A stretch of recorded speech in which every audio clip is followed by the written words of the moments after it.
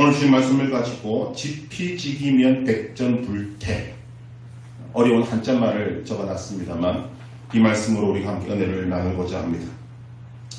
출애굽기는 노예 생활을 하고 있던 이스라엘 백성들을 애굽에서 구원해내신 하나님의 능력을 기록하고 있습니다. 애굽에서 가나안까지의 이 여정은 오늘 우리의 구원이 어떠한 과정을 거치는가 하는 것을 보여주는 하나의 좋은 예가 되고 상징이 되고 있습니다. 특히 모세와 바로가 이스라엘 백성들을 두고 애굽에서 내보내라, 아니다, 절대로 못 보낸다 라고 다투는 이 내용은 마귀가 하나님의 백성들을 자신의 수중에서 내보내는 것을 얼마나 싫어하는지를 보여주는 것입니다.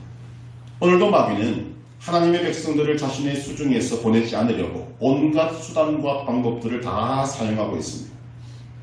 이스라엘을 내보내려는 하나님의 말씀을 전하는 모세, 그리고 거기에 대적하는 바로 왕, 사실은 싸움이 되지 않는 구조입니다. 왜냐하면 당시에 바로 왕은 모든 것을 가진 사람이었고 모세는 아무것도 가진 것이 없는 사람이었습니다. 모든 것을 가진 사람이 아무것도 없는 사람들을 향해 쓰는 공격 무기는 권세를 동원한 두려움입니다. 모든 권세를 동원하여서 모세를 위협하고 이스라엘 백성들을 힘으로 눌러버리는 것을 통해서 두려움을 갖게 해서 스스로 무너지게 하는 것이 가장 강력한 전술이고 전략입니다. 그런데 모세는 이런 바로의 권세를 이용한 두려움이라는 공격에 전혀 두려워하지 않습니다.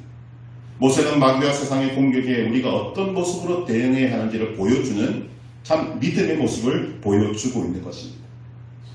우리가 조금만 관심을 가지면 오늘 우리가 살아가고 있는 이 세상을 움직이고 있는 생각들이 과연 어떤 것인가 하는 것을 알게 됩니다. 여러분들 주변에 어떤 것들이 가장 많이 보이십니까?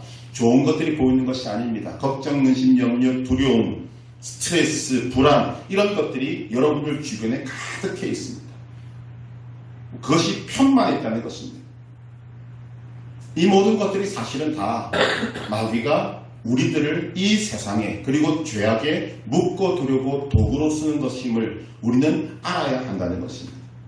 이 사실 두려움의 문제는 인간의 역사만큼이나 오래된 것입니다. 왜냐하면 죄로 인해서 나온 것이 두려움이기 때문입니다. 창세기 3장 10절에 보면 최초의 인간인 아담과 하와는 죄를 짓고 난 다음에 그 완벽한 에덴 동산에서 이렇게 모습을 나타내고 있습니다. 이르되 내가 동산에서 하나님의 소리를 듣고 내가 벗었으므로 두려워하여 숨었나이다.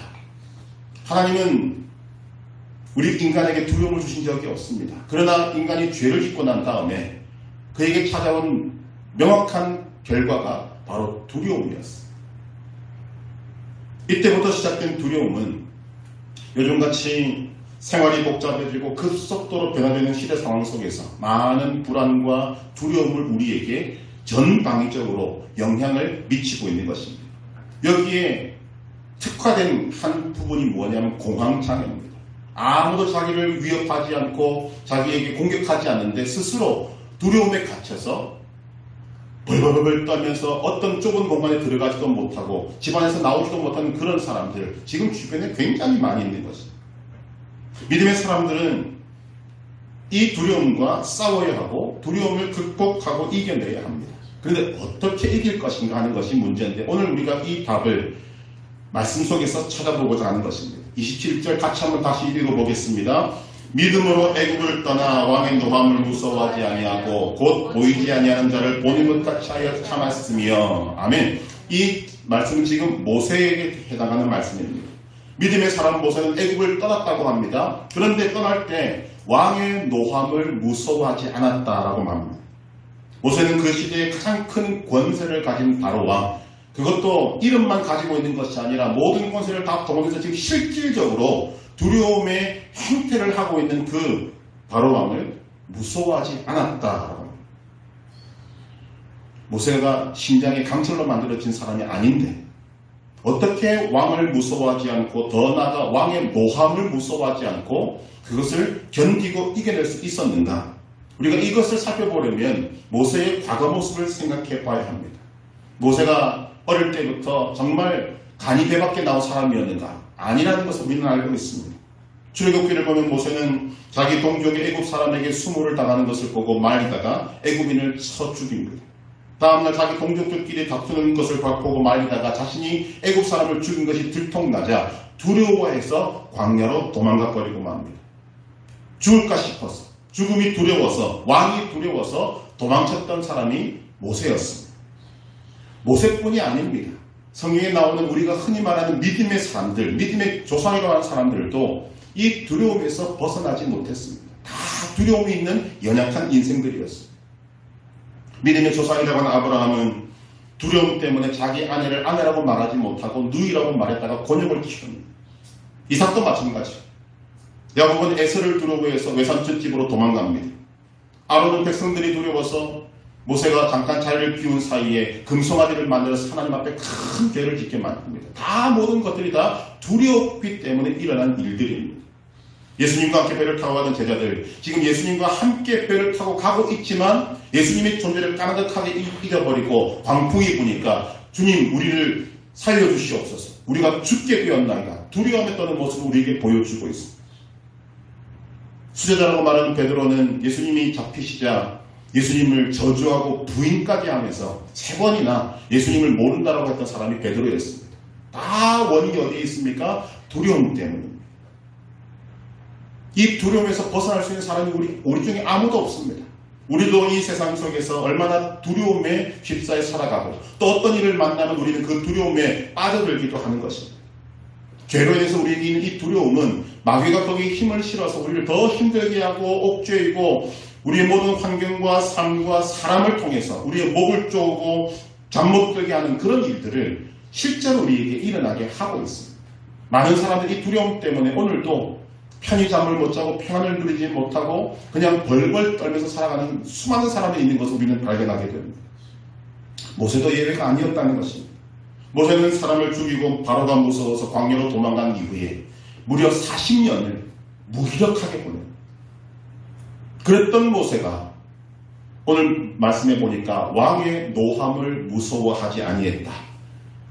놀라운 모습으로 바뀝니다. 이유가 무엇인가? 무엇이 그렇게 두려워서 떨었던 모세, 두려워서 도망을 쳤던 그 모세를 하여금 그 왕의 노함을 무서워하지 않은 이런 사람으로 변화시켰는가? 그 이유는 그가 하나님을 만났기 때문입니다. 살아계신 하나님을 만났기 때문입니다. 오늘 말씀에도 나옵니다. 곧 보이지 아니한 자를 보는 것 같이 하여 참았으며, 출애굽기 3장을 보면 하나님께서 불이 붙었지만 사라지지 않는 떨기나무를 통해서 모세를 부르시고 모세를 만나주셨습니다. 그 두려움 많고 40년 동안 아무것도 하지 못했던 그 모세를 하나님께서 만나주시니까 모세는 두려움이 사라지고 당당하게 지도자로 설 수 있게 된 것입니다. 우리에게 가장 중요한 것이 무엇인가를 보여줍니다. 여러분들이 삶 가운데 가장 중요한 것이 무엇인가? 하나님을 만나야, 하나님을 믿는다는 것으로 끝나는 것이 아닙니다. 하나님을 인격적으로 만나야 합니다. 살아계신 하나님을 직접적으로 여러분이 만나셔야 합니다. 그러기 위해서는 여러분들에게 하나님을 만나고자 하는 갈급함이 있어야 합니다. 구하는 것이 있어야 합니다. 하나님, 내가 정말 살아계신 하나님을 만나고 싶습니다. 두려움에 떨었던 모세가 이렇게 두려움이 없는 모습으로 서 있는 것을 바라보니까 하나님을 만나는 것에 소망이 있는 것을 발견합니다. 주님, 저도 만나주십시오. 하나님 이런 기도를 정말 좋아하십니다. 모세를 만나주신 하나님, 나를 만나주시옵소서. 두려움에 떨던 베드로를 만나주셨던 예수님, 나를 만나주십시오.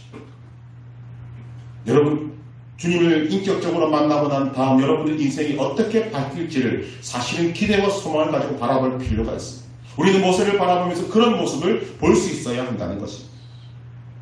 모세는 이런 하나님을 만나고 난 다음에 두려움이 사라진 모습으로 바로 앞에 나아갑니다. 하나님의 말씀을 듣고 순종해서 하나님의 명령을 바로 왕에게 전합니다. 나의 백성들을 이 땅에서 내보내라. 그런데 바로는 이 소리를 듣고 화가 나서 이스라엘을 더 고통스럽게 합니다. 출애굽기 5장 5절에서 9절 말씀을 보면 지금까지는 짚을 주어서 벽돌을 굽게 했는데 이제는 짚도 주지 않지만 그 벽돌의 숫자는 똑같이 만들어내라. 이스라엘에게 고통이 실제적으로 들어갔습니다. 이유가 무엇이겠습니까? 두려움을 줘서 그 마음을 사라지게 하는 것입니다. 애굽을 떠나고자 하는 마음을 사라지게 하고자 하는 것입니다. 우리 이런 것들을 잘 보셔야 합니다. 하나님의 뜻대로 행했는데 고통이 사라진 것이 아니라 고통이 더 깊어졌습니다. 하나님의 말씀에 순종했는데 우리의 삶은 더욱더 힘들어졌습니다.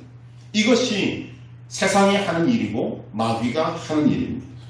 그들은 하나님이 그들에게 잠시 준 이 세상의 권세를 가지고 하나님의 백성들에게 고통을 줌으로 하나님의 백성들을 두려움에 빠지게 하고, 그리고는 하나님의 백성들을 죄에 계속 머무르게 해서 하나님의 뜻대로 살지 못하게, 애굽을 탈출하지 못하게 죄악된 세상 지옥에 갇혀서 끝까지 살아가기를 원하는 것이 마귀의 전략인 것입니다. 깊이 생각해야 될 부분입니다.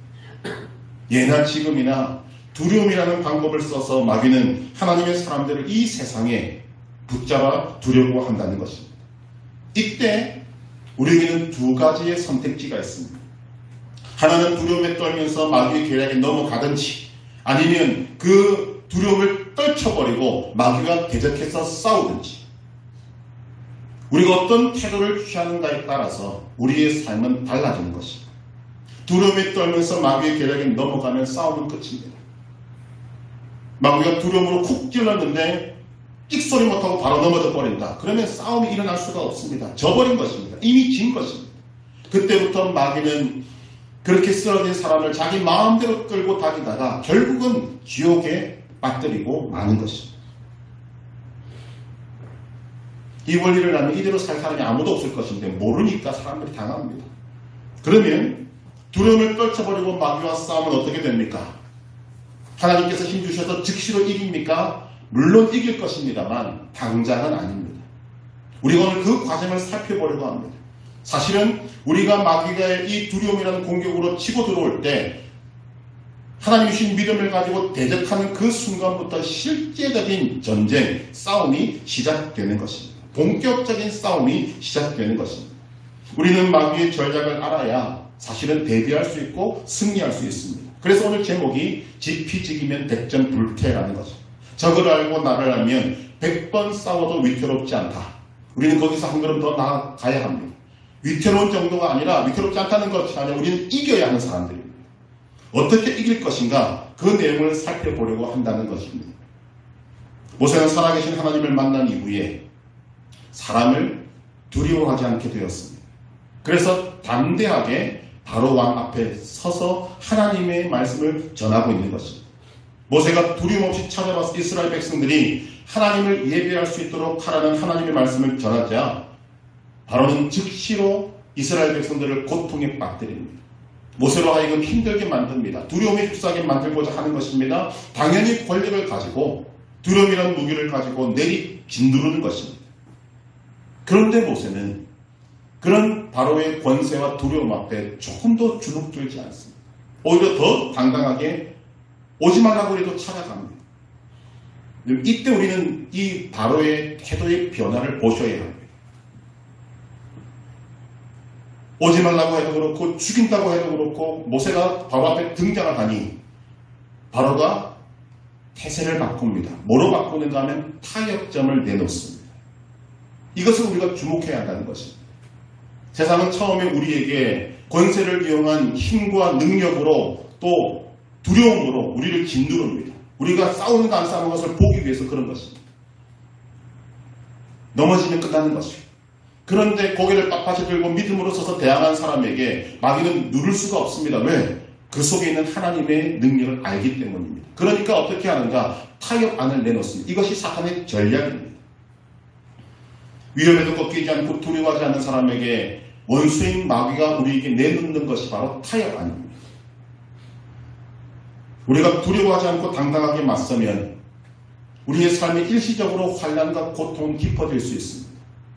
그러나 두려워하지 않고 믿음으로 담대하게 나아가면 마귀는 우리를 피하고 우리는 이기게 되는 것인데, 말씀대로 마귀를 대적하라 그리하면 너희를 피하리라. 그 마귀가 우리를 대적하면 피하게 되는데 피하면서 우리와 싸운다는 것입니다. 어떻게 싸우는가? 그것이 타협점을 내미는데 오늘 본문에 4가지가 기록되고 있습니다.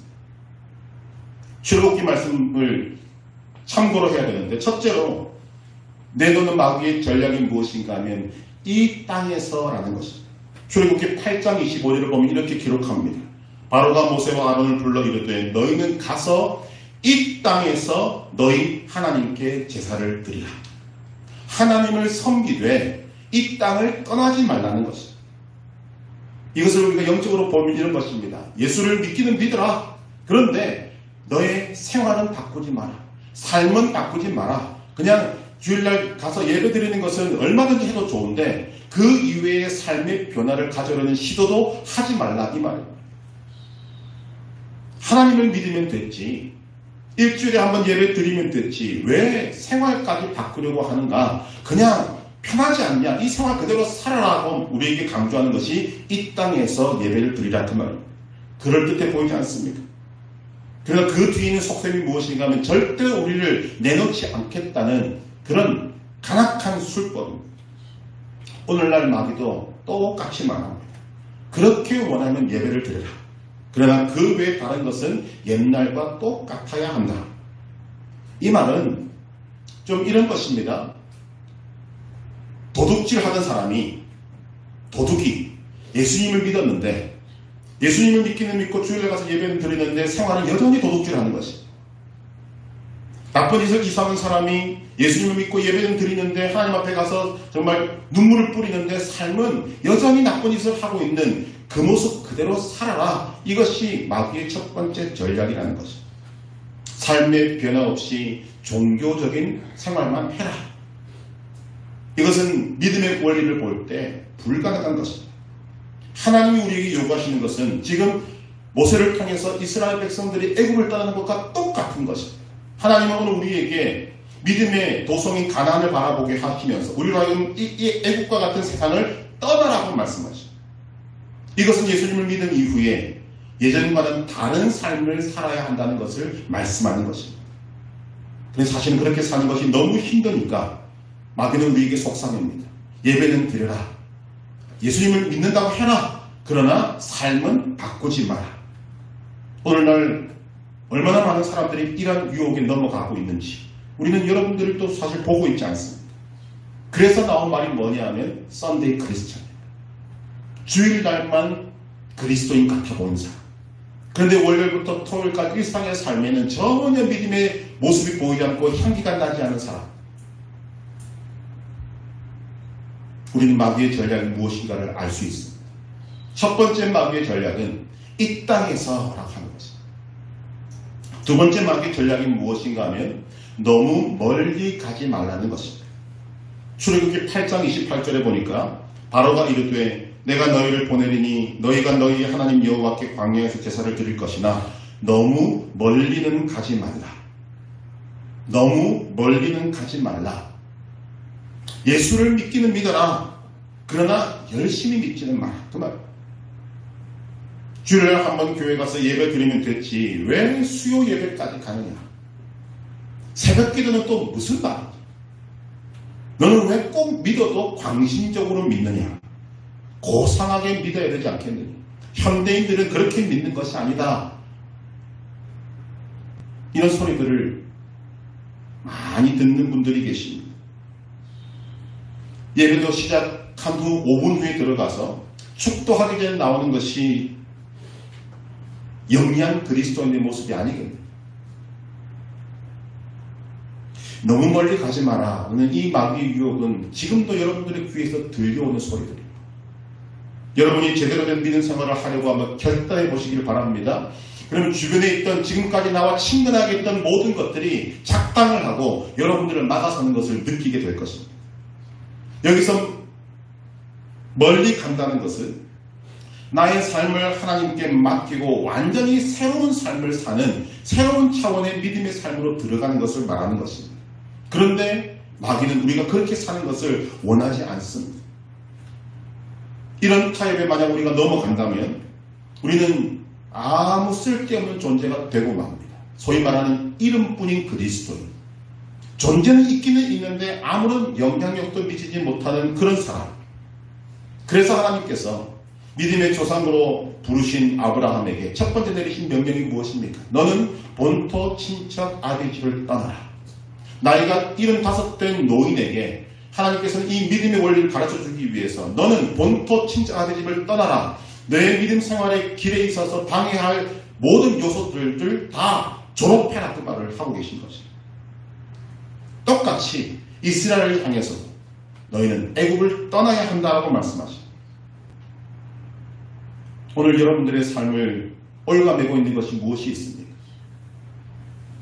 주님께로 가까이 가기 위해서는 여러분들이 몸담고 이 세상과 단절해야 되고 이 세상을 성경 표현대로 미워하면서 이 세상에 대해서는 죽어야 하는데 우리는 그것을 죽지 않으려고 하고 이 세상을 너무 멀리 떠나지 않으려고 하는 이 마귀의 유혹에 넘어가 있기를 너무 좋아한다는 것입니다.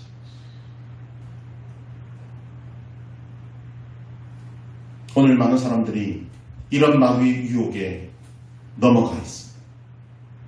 우리는 주님께로 가까이 가야 하지 세상을 가까이 해서는 우리의 믿음 생활을 제대로 할 수가 없는 것입니다. 그래서 주님은 우리에게 떠나라고 말씀하십니다.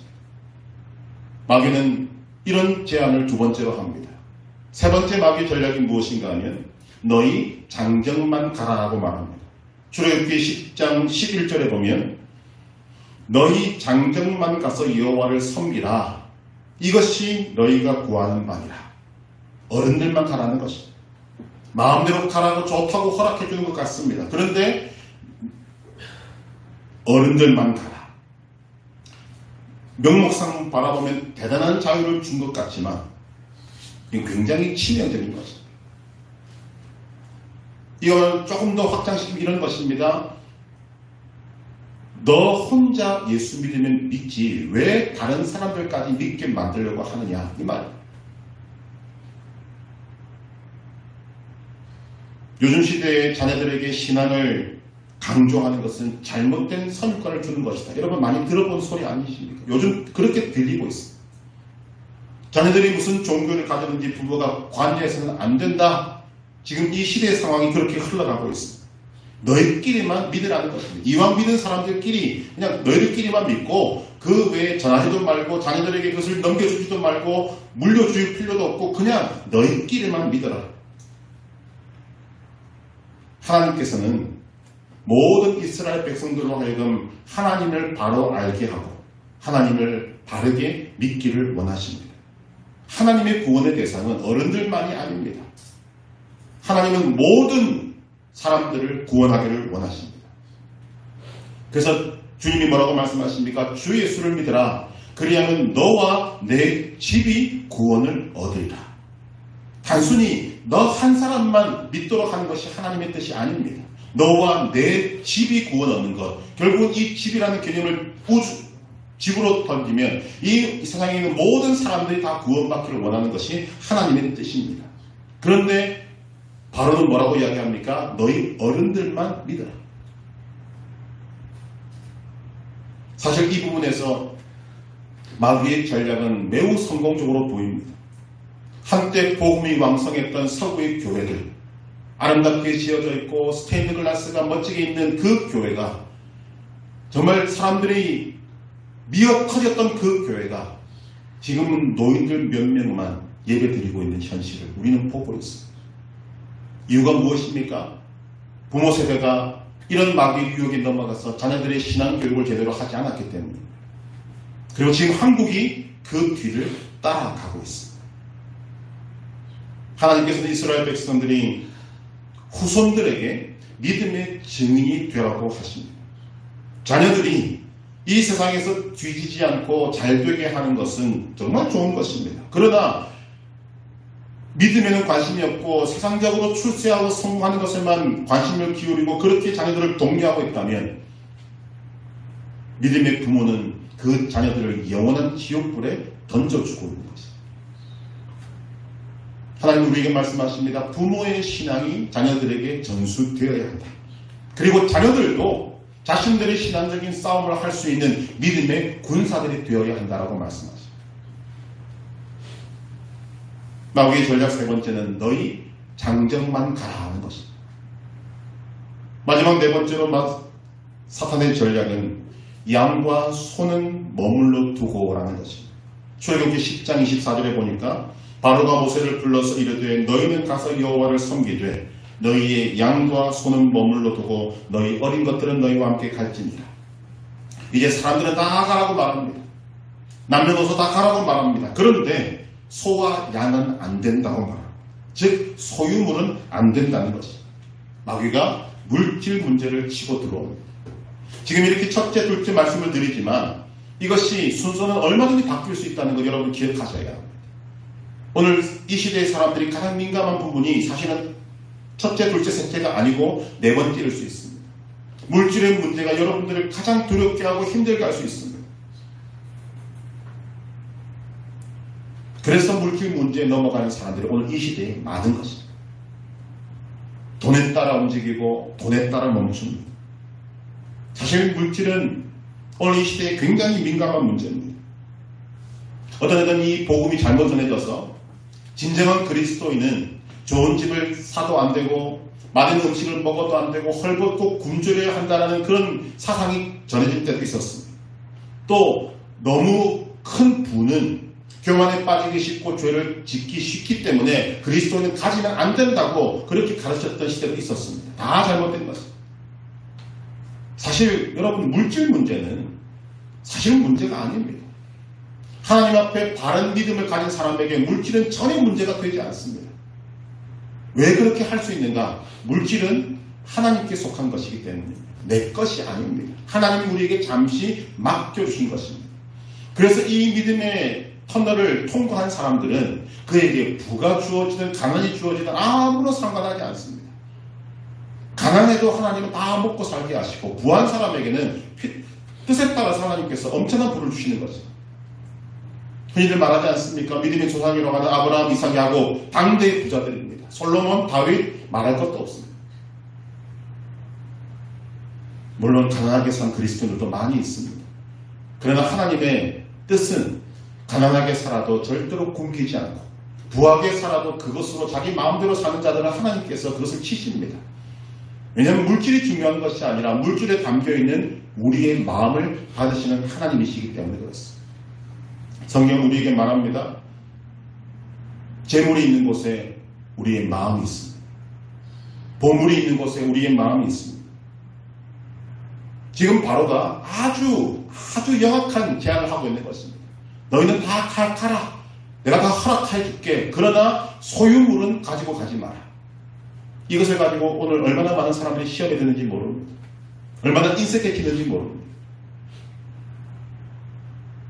마태복음 6장 21절 네 보물이 있는 그곳에는 네 마음도 있느니라.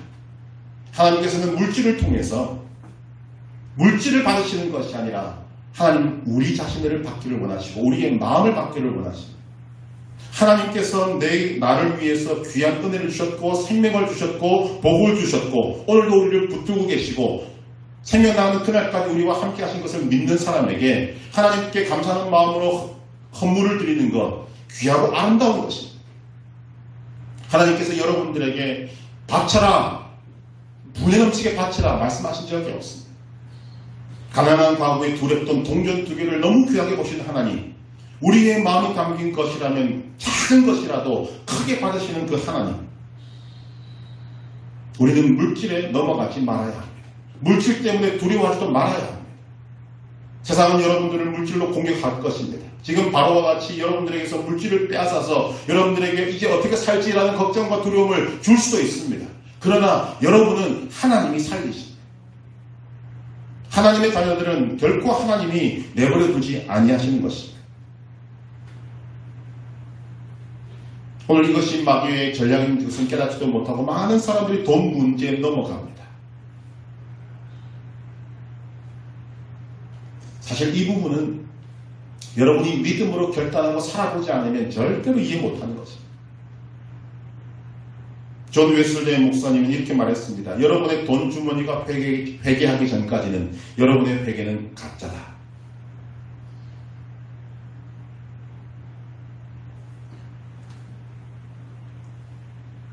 우리는 바로의 말을 통해서 이 시대까지 연결되고 있는 마귀의 전략 4가지를 살펴보았습니다. 이 땅에서 너무 멀리 가지 마라. 어른들만 가라. 물질 문제를 가지고 오늘도 우리를 위협하고 두려움에 휩싸이게 만드는 마귀의 전략. 이것을 우리가 보아야 할 것이 있습니다. 얼마나 마귀가 우리가 이 세상을 떠나서 하나님의 자녀로 살아가는 것을 싫어하는지, 얼마나 우리를 붙잡아서 절대로 도망 못 가게 만들고자 하는지 우리는 그것을 알 수 있어야 한다는 것입니다. 그런데 이것이 단순히 우리에게 두려움이라는 마음이 아니라 실제로 이 두려움은 우리에게 실제 상황으로 옵니다.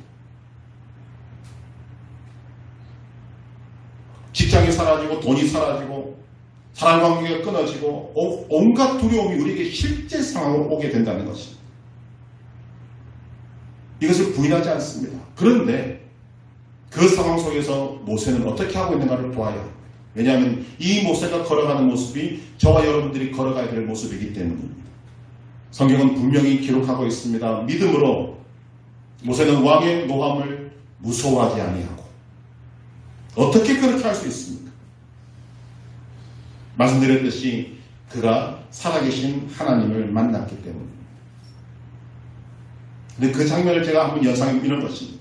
그 뒤에 나오는 말씀, 보이지 않는 분을 보이는 자 같이 하여 참았다. 이 말이 무슨 말일까? 자, 지금 바로 앞에 모세가 섰습니다. 하나님 말씀을 전합니다. 그때 바로가 행했던 모습을 한번 여러분들이 떠올려 보시면 눈앞에, 모세의 눈앞에 누구만 보입니까? 바로가 보입니다. 바로가 지금 어떻게 하고 있습니까? 왕은 소리를 지를 것입니다. 왕은 모세를 위협할 것입니다. 그리고 타협안을 내놓을 것입니다. 그것이 우리 눈에 전부인 것처럼 보이고 귀에 들리는 소리가 전부인 것처럼 들려지게 될 것입니다. 그것이 전부인 것처럼 보이지만 믿음의 사람은 보이지 않는 하나님을 보이는 것 같이 하여서 참았다 그랬어요. 바로가 열심히 고함치고 있을 때 그는 보이지 않는 하나님을 바라보고 있어요. 이것이 믿음의 눈입니다.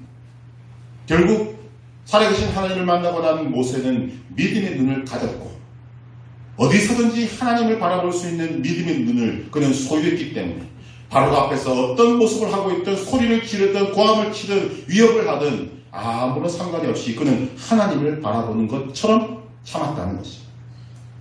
이 보이지 않는 분을 보이는 자같이 할 수 있는 믿음의 눈을 저와 여러분들도 갖게 되기를 간절히 소망합니다. 자, 여러분 사실 우리의 두려움의 대상은 크게 나누면 두 가지밖에 없습니다. 하나는 하나님, 하나는 사람입니다. 성경은 우리에게 그 분명히 가르칩니다. 하나님을 두려워할 것인가 사람을 두려워할 것인가 우리에게 언제나 선택하기를 원하십니다. 하나님을 두려워하는 자는 사람을 두려워하지 않습니다. 사람을 두려워하는 자는 하나님을 두려워하지 않습니다. 여러분은 누구를 두려워하십니까? 모세는 우리에게 하나님을 두려워함으로 사람을 두려워하지 않는 모습을 우리에게 보여주고 있습니다. 성경은 이런 말씀들로 우리에게 힘을 내라고 말씀하고 있습니다. 오늘 이번 주 주신 말씀과 같이 시편 27편 1절 여호와는 나의 빛이요 나의 구원이시니 내가 누구를 두려워하리요. 여호와는 내 생명의 능력이시니 내가 누구를 무서워하리요. 시편 18편 1절 나의 힘이신 여호와여 내가 주를 사랑하나이다. 하박국 3장 19절 주 여호와는 나의 힘이시라. 이런 구절을 끌고 오면 수백 가지 말씀들을 끌고 올 수 있습니다. 그 말씀이 우리에게 정말 진실로 믿어지게 될 때 우리는 두려움을 이기고 승리하게 되는 것입니다. 우리가 오늘 말씀을 통해서 깊이 생각해 보니 막 이런 것들입니다. 우리가 바르게 생활하려고 노력하고 바른 믿음을 가지고 생활하려고 하고 또한 마귀가 우리를 공격할 때 대적해서 싸우려고 할 때 그 즉시로 우리 인생 앞에 평탄대로가 열리는 것이 아니라는 것입니다. 마귀는 다양한 두려움의 방법을 사용해서 우리로 하여금 이 싸움 자체를 하지 못하게 만들려고 합니다. 포기하게 만들려고 합니다. 그렇기 때문에 우리에게는 뭐가 있느냐? 태산이 있고 험곡이 있고 풍랑이 있고 또한 폭풍도 있는 것입니다.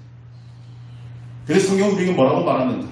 태산이나 험곡이나 풍랑이나 폭풍도 우리가 걸어간 이 믿음의 길을 막지 못합니다. 왜냐하면 하나님께서 우리와 함께 하시기 때문입니다. 이것이 변하지 않은 사실입니다. 오늘 출애굽기의 말씀을 내용으로 하고 있다면 지금 모세와 바로가 치열하게 싸우고 있습니다. 그럼 이때 하나님께서는 무엇을 하고 계셨는가? 출애굽기 전체를 통해서 우리에게 말씀하시는 것이 무엇인가? 딱 세 가지입니다. 첫째, 이스라엘 백성들을 보호하고 계셨습니다. 두 번째, 모세에게 하나님의 말씀을 넣어주셨습니다. 세 번째, 애굽 땅에 재앙을 내리셨습니다. 이 세 가지가 보여주는 의미가 무엇인가 하면 하나님께서 이스라엘을 애굽에서 탈출시키기 위해서 열심히 일하고 계신다는 것입니다.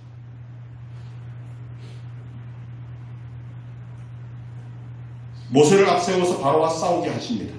그렇다고 하나님이 뒤에서 팔짱 끼고 계시는 것이 아닙니다. 오히려 하나님은 더 열심히 그 뜻을 이루기 위해서 싸우고 계시고 우리는 그 결과를 알고 있습니다. 하나님께서 이기셨습니다. 이스라엘이 이긴 것입니다. 모든 권력을 가지고 두려움과 공포, 위협으로 공격했던 애굽은 지고 아무것도 없고 힘없는 약자였던 이스라엘은 이겼습니다. 그런데 여기에 열쇠가 있다는 거죠. 아무나 이런 승리를 가질 수가 없습니다. 누구를 통해 하나님이 이 승리를 가져오셨는가? 바로의 노함을 무서워하지 않고 담대하게 맞섰던 이 모세의 믿음, 두려움에 지지 않고 담대하게 싸웠던 모세의 믿음을 통해서 이 승리를 이끌어내신 것입니다. 우리가 세상과 타협하지 않고 두려움에 지지 않고 하나님을 향한 믿음을 가지고 나아갈 때 이 승리가 우리의 승리가 되는 것입니다. 왜냐하면 하나님께서 이기시는 하나님이시기 때문입니다.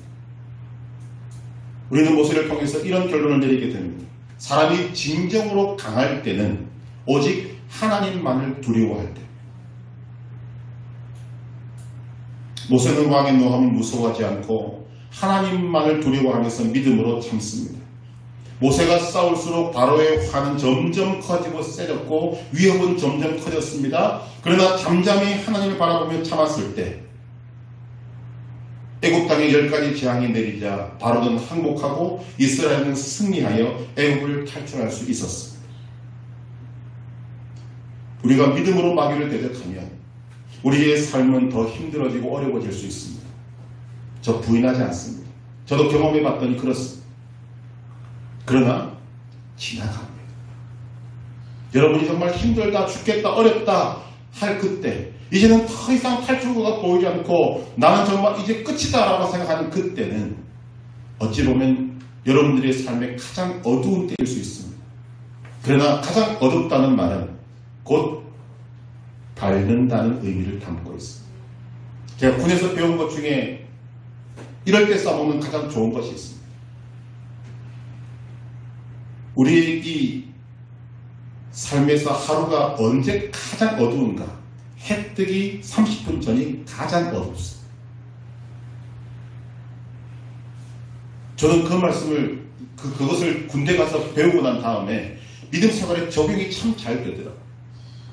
언제 우리에게가 가장 어두운가?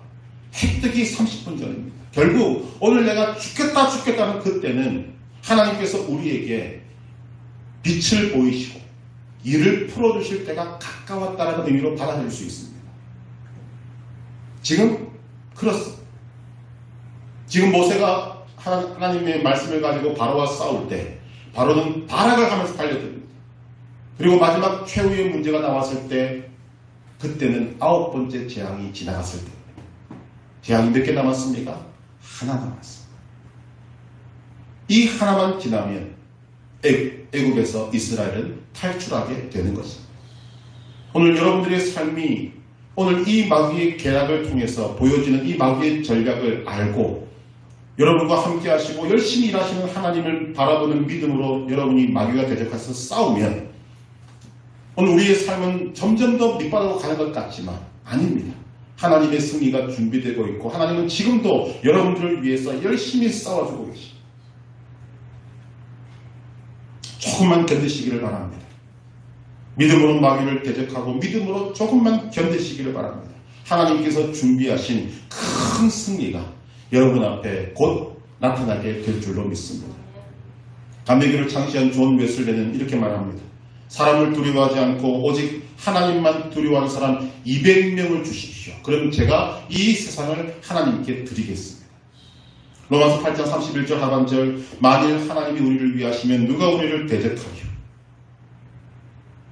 오늘 말씀을 통해서 여러분들을 힘들게 하고 어렵게 만들고 지옥으로 끌고 가고자 하는 마귀의 전략을 알게 되기를 바랍니다. 마귀의 전략을 알고 거기에 지혜롭게 믿음으로 대적하시기를 바랍니다. 성경이 우리에게 말하는 바는 이것입니다. 믿음의 사람들은 결코 질 수 없습니다. 그러니까 싸워야 합니다. 왜냐하면 하나님께서 오늘 말씀을 통해서 뭐와 같이 마귀의 전략까지 다 알려주고 계십니다. 지피지기면 백전불태다. 저걸 알고 나를 알면 100번 싸워도 위태롭지 않다. 그러나 그것이 끝이 아닙니다. 위태롭지 않음을 뛰어넘어서 우리는 승리하는 길을 걸어가야 할 줄로 믿습니다. 하나님이 우리를 위해서 놀라운 승리를 준비하고 계십니다. 누구도 아닌 저와 여러분들을 위해서 승리를 준비하고 계십니다. 마귀를 대적하시기를 바랍니다. 마귀와 싸우시기를 바랍니다. 두려움과 싸우시기를 바랍니다. 반드시 승리하게 될 줄로 믿습니다.